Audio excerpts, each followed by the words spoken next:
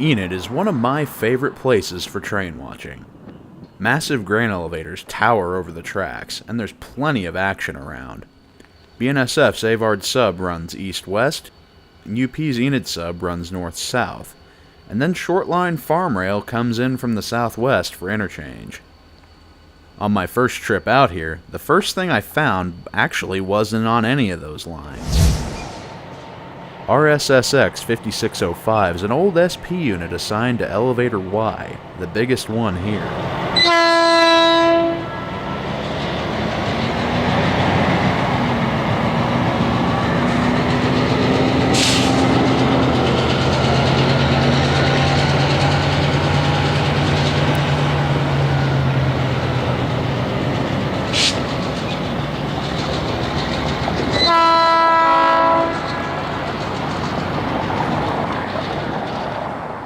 There isn't a whole lot of work for this old girl to do in winter, so we were lucky to see her on the move at all.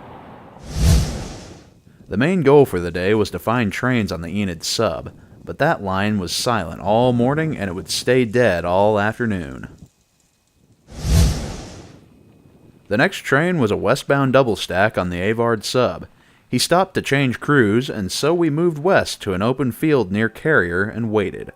15 minutes later, showtime.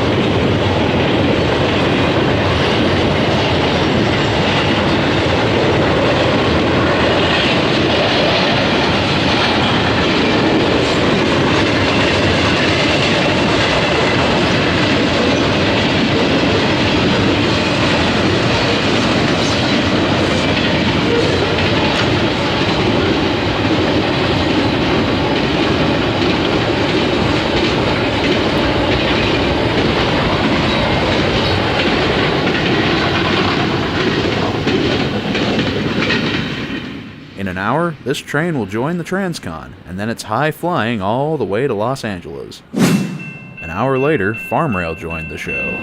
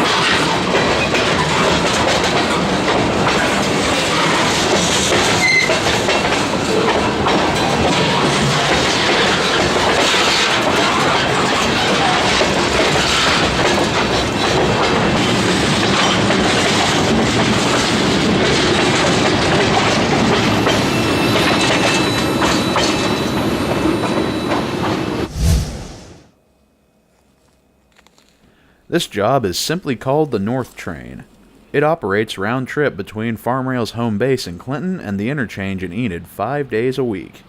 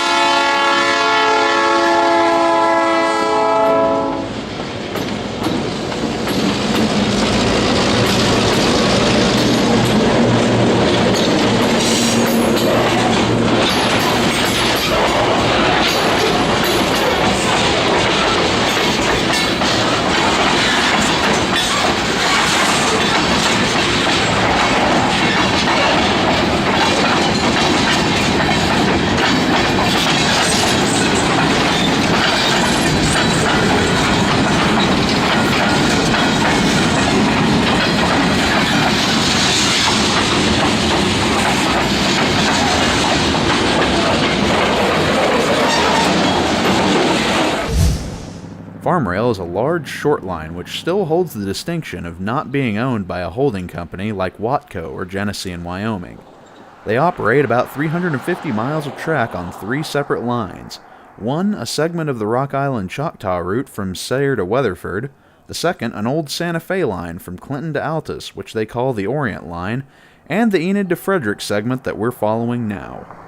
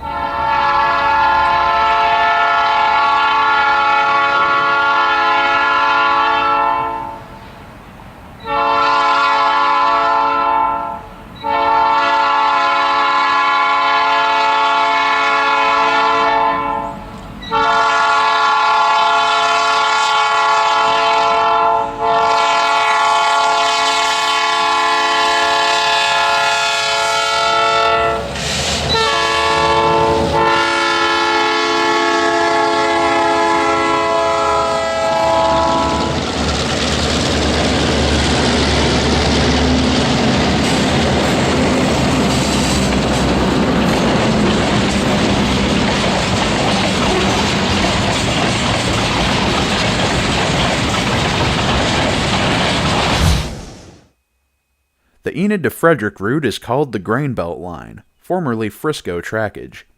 Farmrail formed a subsidiary company called Grain Belt in 1987 to purchase the line from Burlington Northern. I'm not certain of the reasoning behind that, but I assume they did this to avoid bumping up to Class II railroad status, which wasn't worth the legal headache and the additional expenses when they would have barely met the criteria anyway.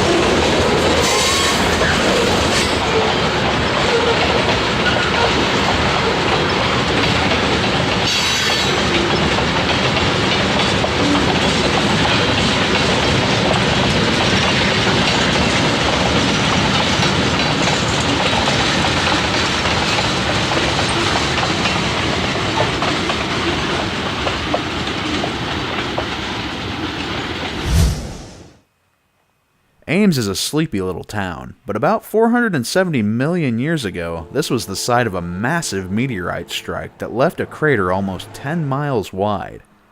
That crater would be a major tourist attraction, but unfortunately it's buried almost 9,000 feet down.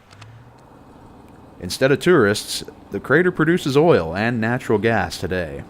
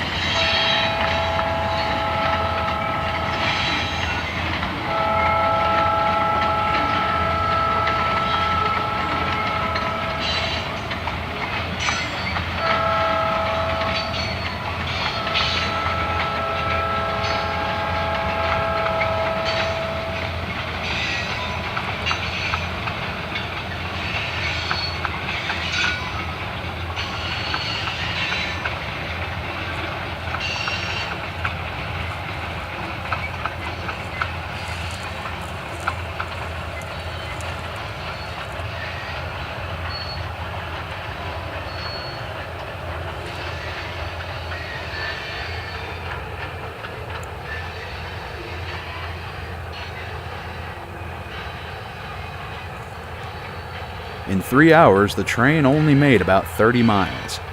They still had 70 more to go before they made it to Clinton, but this was as far as I followed. Thanks for watching.